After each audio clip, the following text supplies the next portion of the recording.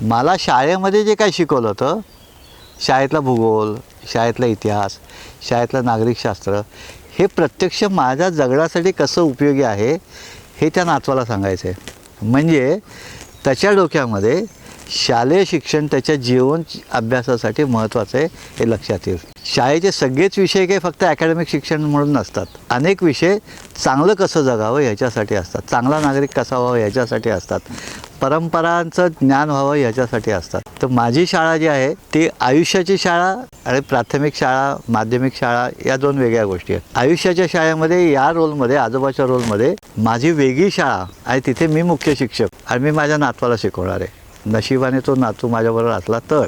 पण ही संधी आपल्या हातात असते. नातवासारख्या वयाचे अनेक मुलं आपल्याबरोबर असू शकतात. त्यांना आपण जबाबदार नागरिक म्हणून आपली संस्कृती आणि आपल्या परंपरा पुढे हँडओव्हर करणं, पास ऑन करणं ही आपली जबाबदारी आहे.